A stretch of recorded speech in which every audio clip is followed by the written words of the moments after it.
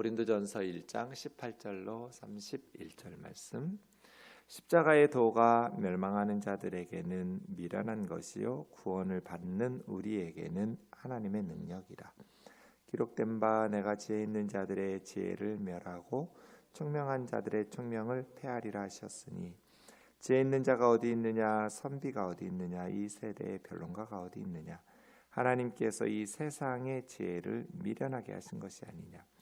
하나님의 지혜에 있어서는 이 세상이 자기 지혜로 하나님을 알지 못하므로 하나님께서 전도에 미련한 것으로 믿는 자들을 구원하시기를 기뻐하셨도다.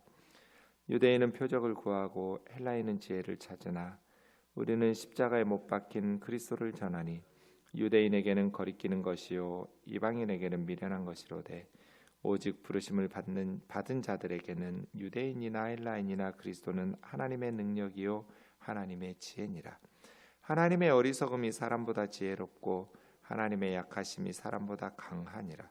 형제들아, 너희를 부르심을 보라. 육체를 따라 지혜로운 자가 많지 아니하며 능한 자가 많지 아니하며 문벌 좋은 자가 많지 아니하도다. 그러나 하나님께서 세상에 미련한 것들을 택하사 지혜 있는 자들을 부끄럽게 하려 하시고, 세상에 약한 것들을 택하사 강한 것들을 부끄럽게 하려 하시며, 하나님께서 세상에 천한 것들과 멸시받는 것들과 없는 것들을 택하사 있는 것들을 폐하려 하시나니, 이는 아무 육체도 하나님 앞에서 자랑하지 못하게 하려 하심이라. 너희는 하나님으로부터 나서 그리스도 예수 안에 있고, 예수는 하나님으로부터 나와서 우리에게 지혜와 의로움과 거룩함과 구원함이 되셨으니, 기록된 바 자랑하는 자는 주 안에서 자랑을 함과 같게 하려 함이라. 아멘. 고린도 교회 성도들이 서로 파당을 지어서 분열하고 싸우고 분쟁이 있었던 본질적인 이유는 그들이 복음을 제대로 이해하지 못했기 때문입니다. 십자가와 부활, 예수 그리스도에게서 나타난 복음의 본질을 이해하지 못하고 세상적인 지혜나 능력, 힘, 이러한 것들을 자랑하면서 그런 방식으로 교회 안에서도 세상의 방식으로 사랑하고 살아가려고 했기 때문에 어찌 보면 복음의 본질을 이해하지 못하고 세상적 지혜나 힘 등 세상적 가치관에 사로잡혀 있었기 때문에 교회가 망가졌다고 말할 수 있습니다. 인간은 그런 세상적인 지혜를 추구하죠. 세상적인 힘과 능력을 추구해요. 하지만 그런 세상적인 지혜나 힘과 능력으로는 자신을 구원할 수 없다는 것을 기억해야 돼요. 그것을 통해서 진정한 행복, 진정한 풍요, 진정한 평안을 얻을 수 없다는 것을 기억하고, 궁극적으로 자신의 힘이나 능력이나 지혜에서가 아니라 하나님께서 주시는 구원 행위에 의해서만, 하나님의 은혜와 하나님의 선물을 통해서만 우리는 진정한 행복과 평안을 누릴 수 있다라는 것을 인정하고 깨우쳐야 되는데, 그러지 못하기 때문에 사람들이 이렇게 분쟁하기도 하고 또 세상 가운데서 살아가기도 하죠. 바울 신학의 핵심은 십자가와 부활, 예수 그리스도의 십자가와 부활 사건에 나타난 하나님의 구원, 그 십자가와 부활에 나타난 하나님의 구원 사건을 믿음으로써 의롭다함을 얻는 것, 이게 바울 신학의 핵심이죠. 예수 그리스도의 십자가와 부활을 통해서 하나님께서 주신 구원의 복음을 인간들이 믿음으로써 받아들여서 의롭다함을 얻는 것, 이것이 바울의 신학의 핵심인데, 이 십자가의 복음을 생각해 보면 멸망하는 자들에게는 미련한 것이죠. 어떻게 위대한 철학자나 세계를 다스릴 수 있는 그런 통치자가 아니라 십자가에서 비참하게 처형당한 죄수가 인류를 구원할 수 있다고 말하느냐는 거죠. 그래서 십자가의 도, 십자가의 로고스예요. 십자가의 말씀이 예, 복음은 한마디로 십자가의 말씀이죠. 십자가의 도가 복음이에요. 멸망하는 자들에게는 미련한 것이죠. 그런데 이 십자가의 도로 구원을 하시는 것은 하나님의 지혜죠. 하나님의 방식이에요. 십자가는 가장 무능하고 실패하고 패배당한 약함이죠. 그런데 그 하나님의 약함이 인간의 강한 것보다 강해요. 하나님의 어리석음이 어리석어 보이는 것이 인간의 지혜로움보다 더 지혜로워요. 그럼으로써 하나님께서는 세상적 지혜와 세상적 강함을 패한 거잖아요. 이 세상의 모든 지혜를 다 합하고 이 세상의 모든 능력을 다 합해도 한 영혼도 구원하지 못하니까요. 하나님을 알 수가 없으니까요. 하나님을 알지 못하면 이 우주가 그리고 이 지구 가운데서 사는 내가 누구인지를 알 수 없어요. 우리를 지으신 하나님을 모르니까 내가 누구인지, 왜 사는지, 사는 게 뭔지, 어떻게 살아야 되는지, 어디서 와서 어디로 가는지 아무도 알 수가 없어요. 세상적 지혜로는. 제가 대학 1학년 1학기 때 그냥 학교에서 정해준 철학 개론 수업을 들었는데 그때 저희 학교의 신일철 교수가 저희를 가르쳤어요. 저는 그때까지 그렇게 똑똑한 분 본 적이 없어요. 너무너무 탁월한 철학자예요. 한국 철학의 거두예요. 신일철 교수라고. 그 뒤로 저는 철학과생도 아닌데 신일철 교수님 철학을 매 학기 들었어요. 거의. 그리고 철학 전공 수업들을 저는 4년 동안 한 학기만 들으면 돼요. 철학 개론. 한 학기만 들으면 되는 철학 수업을 매 학기 들었어요. 그리고 신일철 교수님 수업은 등록해서 듣기도 하고 등록 안 하면 청강해서 듣기도 하고. 왜냐하면 너무 재밌어요. 이분은 석학이기 때문에 그리고 할아버지셨어요. 덩치도 크신 할아버지셨는데 그냥 꿰뚫고 계시니까 서양 철학을. 교수님이 가르치는데 어느 날 한 학기 수업 끝났는데 제 바로 왼쪽에 앉아있던 철학과 3학년 형이 수업 끝났는데 손 들고 질문했어요. 교수님, 우리 지난 한 학기 동안 서양 철학자들의 사상과 그런 삶을 공부했는데 제가 궁금한 것은 교수님의 인생 철학입니다. 교수님 인생 철학은 뭡니까? 막 옆에서 제가 심장이 벌렁벌렁. 신일철 교수의 인생 철학은 뭘까? 근데 이분이 대답 안 하고요. 창가로 가더니 담배를 꺼내서 한 대 다 피우시고요. 다시 교탁 위에 올라오더니 10글자로 대답했어요. 그냥 열심히 사는 거지 뭐.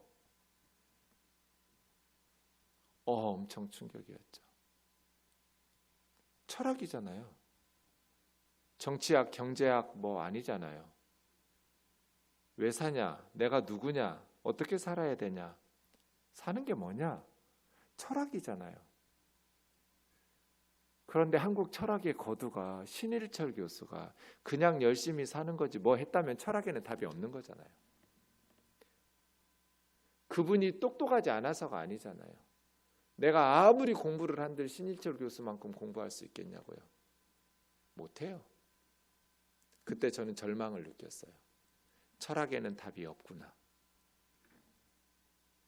그냥 열심히 사는 거지 뭐. 이게 철학자의 인생 철학이에요. 다른 철학자들은 어때요? 대단한 인생 철학이 있나요? 도서관에 들어가서 아무리 책을 붙들고 씨름해도 답 없겠다. 그럼 또 하나 방법이 있죠. 산속에 들어가서 참선하고 득도하려고 하는 거예요. 여러분 득도한 고승들의 득도한 도 진리를 말한 적이 있나요? 저는 목사님들이 법정 스님처럼 살았으면 좋겠어요. 그렇게 착하고 청빈하고 선한 일에 힘쓰고 드러나지 않는 선한 일들을. 법정 스님이 쓰신 무소유를 제가 고등학교 때 읽었는데 와 정말 이건 너무너무 좋더라고요. 그 책은. 이렇게 살고 싶더라고요. 스님이 쓴 책인데. 법정 스님 소천하실 때 뭐라고 하셨어요? 입적하실 때. 내 책 더 이상 출판하지 마라. 그만 읽어. 직후에 제가 고속터미널에 영풍문고에 갔었는데 법정 스님의 책이 1등부터 베스트셀러 목록에 쭉 들어있더라고요. 더 이상 책 출판하지 말라고 한마디 하고 돌아가시니까 이제 출판 못한다 해서 그런지 사람들이 다 그 책 사서 읽는 거예요. 이게 득도한 자의 마지막 메시지일까요? 저 같으면 내가 이러한 과정을 통해서 진리를 발견했는데 이걸 참고하라고, 뭐 이게 정답이라고 말하고 싶진 않지만 도움으로 삼아서 여러분에게 여러분이 왜 사는지 진리를 발견하는 일에 있어서 도움이 된다면 내가 걸어왔던 길을 참고하고 이 책 읽어보라고. 뭐 나는 자식도 없고 하니 이 책의 수익금은 고아나 가부나 뭐 불쌍한 사람들을 위해서 선하게 쓰라고. 이 책 한번 읽어보라고. 저 같으면 그런 책 쓰고 죽을 것 같아요. 내가 이런 과정을 통해서 이렇게 내 인생이 방황했었고 진리를 찾아서 구도자의 삶을 살았었고 이런 과정을 통해서 내가 누군지, 왜 살아야 되는지, 어떻게 살아야 되는지에 대해서 발견한 진리가 이거라고. 뭐 이것만 정답이라고 말하고 싶진 않지만 혹시 관심이 있으면 한번 읽어보고 여러분의 인생에 이거에서 뭐 돈이 생기는 것도 아니고 병든 사람이 낫는 것도 아니지만 더 본질적인 인생의 질문들, 철학적 질문들, 수천 년 동안 철학자들이 고민하고 씨름했던, 찾았던 답들에 대해서 한번 생각해 보라고. 수익금은 좋은 일에 쓰라고. 이게 득도했다면 여러분 득도한 고승들의 득도한 내용이 있어요? 없어요. 득도는 각자 하는 거예요. 제가 좀 심할지 모르겠지만 자기들도 진리를 발견하지 못한 거예요. 득도 못한 거라고요. 득도했으면 내 책 읽어보라고 해야죠. 이게 진리다라고 말해야죠. 그러면 스님들이 게으른가, 무지한가, 어리석어서 지식이 부족해서인가? 아니요. 신일철 교수의 지식이 부족해서가 아니듯 스님들의 노력이나 그들의 성실함이 부족해서가 아니에요.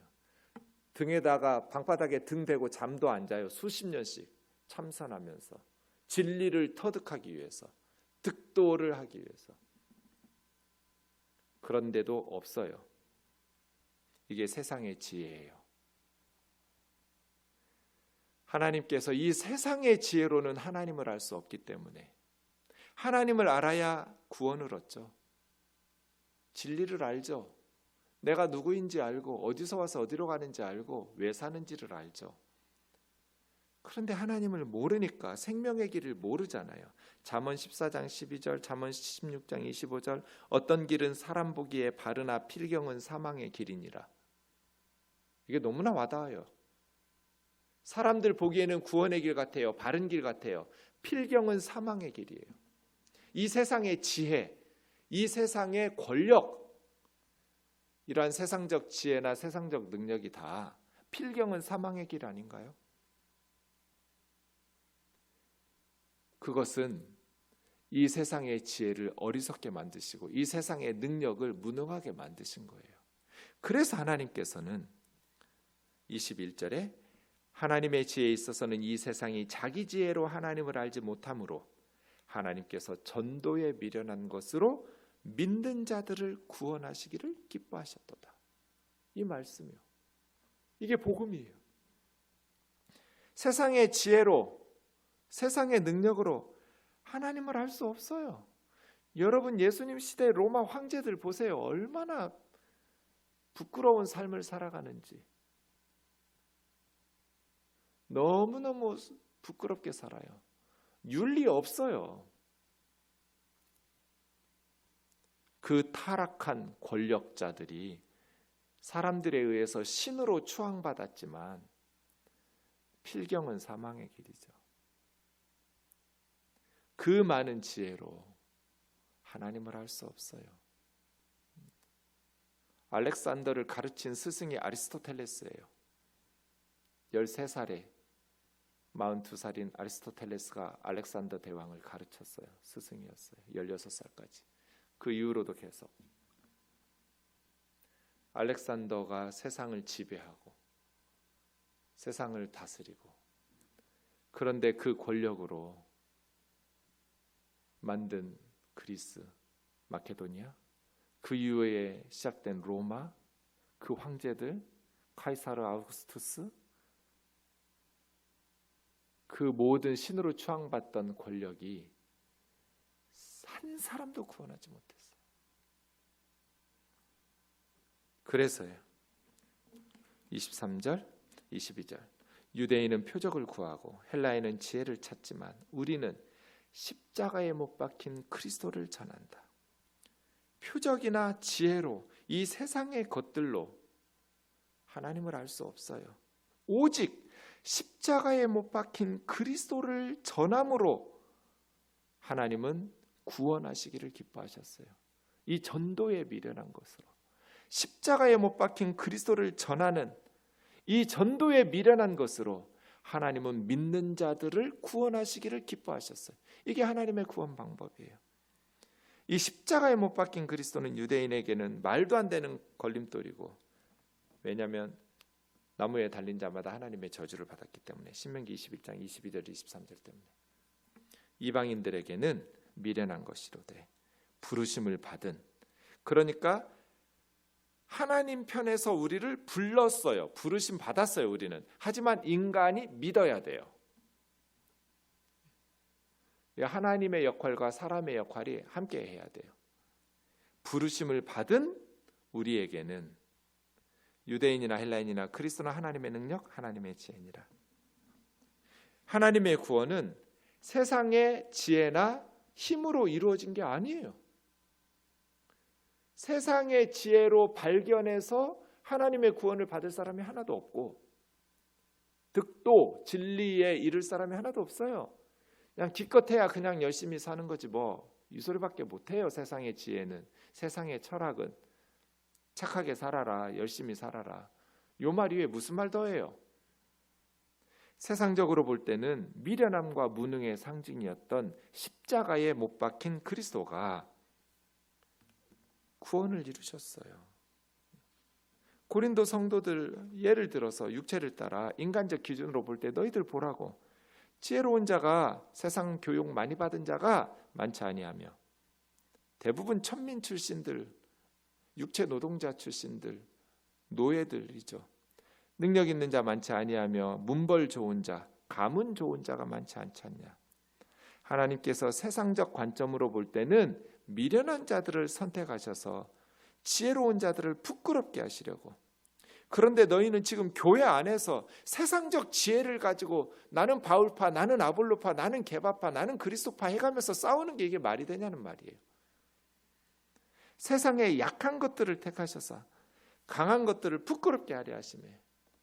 그렇게 교회 안에서 싸우느니 차라리 지고 말지, 기어이 이겨먹고 세상 법정까지 끌고 가서 부끄럽게 하냔 말이에요. 하나님께서 세상의 천한 것들, 문벌 좋은 자들이 없어요. 비천한 출신이에요. 멸시받는 것들, 세상에서는 아무 가치 없는 자들을 선택하셔서 있는 것들을 패하고 무능하게 만들어내는 거 아니냐는 거예요. 아무 육체도 하나님 앞에서는, 사람들 앞에서는 자랑할 수도 있을지 모르겠지만 우리가 하나님 앞에서 자랑할 게 뭐가 있어요? 세상적인 것 가지고. 사람들하고 비교하고 사람들 앞에서는 뽐낼 수도 있지만 하나님 앞에서 뽐낼 수 있는 사람은 아무도 없어요. 너희는 하나님으로부터 나와서, 새 생명, 새로운 피조물 된 구원받은 백성은 하나님으로부터 나오죠. 하나님으로부터 나서 그리스도 예수 안에 있고, 그리스도 예수 안에 있는 성도죠.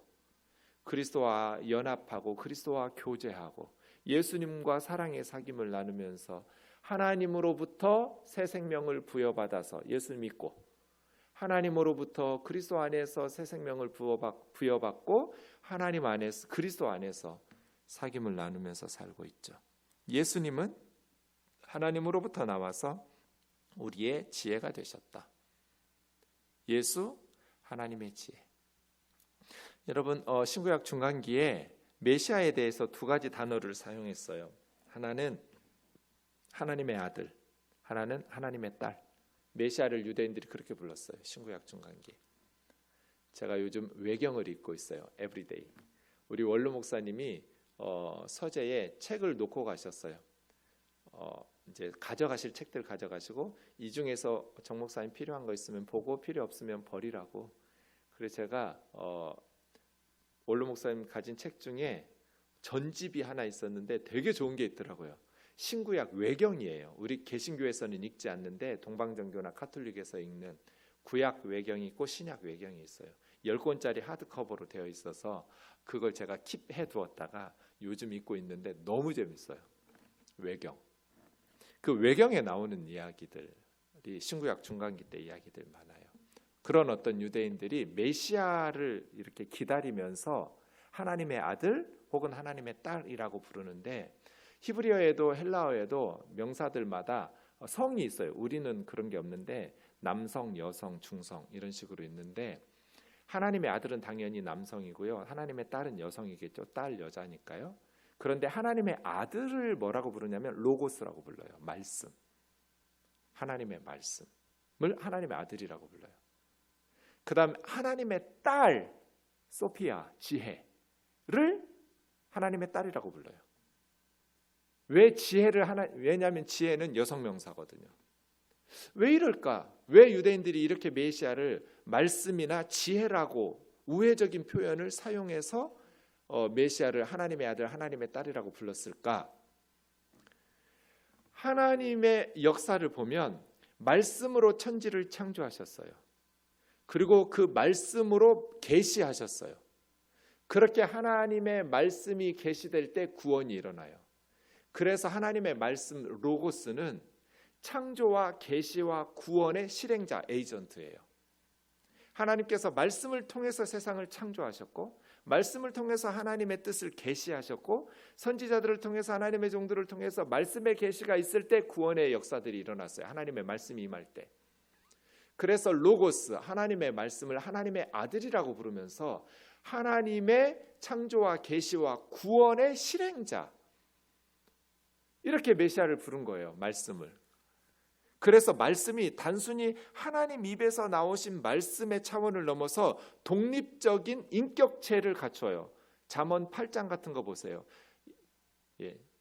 똑같은 의미로 지혜도 이렇게 독립적인 하나님 마음속에 있는 지혜라는 의미를 넘어서서 어떤 실체적인 인격체를 갖추는 독립적인 인격체로서의 지혜 사상이 발전해요. 잠언 8장 같은 데가 그래요. 그 지혜도 똑같아요. 하나님의 창조 속에는 하나님의 지혜가 들어가 있어요. 그리고 하나님의 계시 말씀 속에는 하나님의 지혜가 담겨 있어요. 그리고 하나님의 지혜가 하나님의 말씀으로 주어질 때 인간들은 구원 사건이 일어나요. 세상적 지혜가 아니라. 예수님이 실제로 남성으로 오셨기 때문에 신약 성경에서는 예수님을 말씀, 요한복음 1장 같이 태초에 로고스, 말씀이 있으니라. 이 말씀이 하나님과 함께 계셨으니 이 말씀이 곧 하나님이시니라. 예수님이잖아요. 말씀이 육신이 되어 우리 가운데 거하시며 우리가 그 영광을 보면 하나님의 독생자의 영광이요 은혜와 진리가 충만하더라. 말씀, 이게 유대인들 속에는 로고스는 메시아거든요. 그 말씀이신 하나님이 육신이 되어 우리 가운데 임하신 하나님 말이에요. 예수님 그런 분이에요. 그 말씀은 하나님의 아들이죠. 그래서 신약 성경에서 하나님의 아들이라고 말할 때 하나님이 배 아파서 낳다 이런 의미가 아니라 창조와 계시와 구원의 실행자로서의 메시아, 하나님의 아들, 그런 뜻이에요. 똑같은 개념이 지혜예요. 만약에 예수님이 여성으로 오셨다면 하나님의 지혜라고 불렀을 거예요. 그리고 하나님의 딸이라고 불렀을 거예요. 예수님을. 그렇겠죠? 여성으로 예수님이 세상에 태어나셨다면. 남성으로 오셨기 때문에 하나님의 아들, 말씀 이렇게 부르는 거예요. 그런데 그 예수님을 하나님의 지혜라고 부르는 곳이 남아있는 게 바로 여기에요. 고린도전서 1장 30절. 예수는 하나님의 지혜다. 예수님이 하나님의 지혜다 이 말은 하나님 머릿속에 있는 지혜 뭐 이런 의미가 아니고요. 창조와 계시와 구원의 실행자로서의 메시아란 뜻이에요. 하나님의 딸, 하나님의 아들, 이런 유대인들에게는 아주 익숙한 사상이에요. 메시아 사상 중에. 그러니 예수님이 하나님의 구원자, 하나님의 지혜, 하나님의 말씀으로서의 메시아이라면 예수님이 우리의 의로움이 되고 예수님을 통해서 우리가 의롭게 되잖아요. 그래서 예수는 지혜와 이렇게 번역하면 안 돼요. 지혜 즉 이렇게 번역해야 돼요. 예수님은 우리에게 하나님의 지혜다. 즉 하나님의 지혜라는 게 뭐냐? 의로움과 거룩함과 구원함이에요. 메시아를 통해서 우리가 의롭게 되고 거룩한 하나님의 백성 되고 구원을 받았잖아요. 이 세 가지 요소예요. 그래서 30절에 매우 중요한 이야기를 메시아 사상과 관련해서 이야기하고 있는 거예요. 예수는 하나님의 지혜다. 이 말은 하나님의 아들이다. 이 말하고 똑같아요. 하나님의 딸이다. 하나님의 말씀이다. 요한복음 1장식으로 말하면 예수는 하나님의 로고스, 말씀이다. 그게 무슨 의미인데 하나님의 지혜가 뭔데? 우리의 의로움, 우리의 거룩함, 우리의 구속함. 이 세 가지예요. 세상적 지혜나 세상적 능력이 아니라 예수 그리스도를 통해서 우리가 의롭다함을 얻는다. 예수 그리스도를 통해서 우리가 거룩한 하나님 백성 된다. 예수 그리스도를 통해서만 우리가 하나님의 구원을 받는다. 그런 의미로 예수님이 진짜 지혜다. 하나님의 지혜, 세상적 지혜가 아니라 그냥 열심히 사는 거지 뭐라고 말할 수밖에 없는 그런 철학적 지혜가 아니라 진짜 하나님의 지혜. 그 예수를 통해서 우리는 의롭게 되고 거룩하게 되고 구원을 받는다. 그러니 우리가 자랑할 것은 예수를 자랑해야죠. 자랑하는 자는 주 안에서 내 자랑하라는 게 아니라 내 간증하라는 게 아니라 예수님 자랑하라는 뜻이에요. 우리가 하나님 앞에서 자랑할 게 뭐가 있어요? 예수님밖에 없잖아요. 그죠? 우리가 나중에 죽어서 아니면 죽기 전에 주님이 재림하셔서 여러분 우리 죽기 전에 주님 오실 수 있어요? 제가 늘 주님에게 말하거든요. 주님, 저의 최후의 노후 대책은 주님의 재림입니다. 저는 노후 대책 없습니다. 세우고 싶지도 않아요. 주시면 먹고 안 주시면 굶고. 가장 좋은 건 주님이 재림하시는 거예요.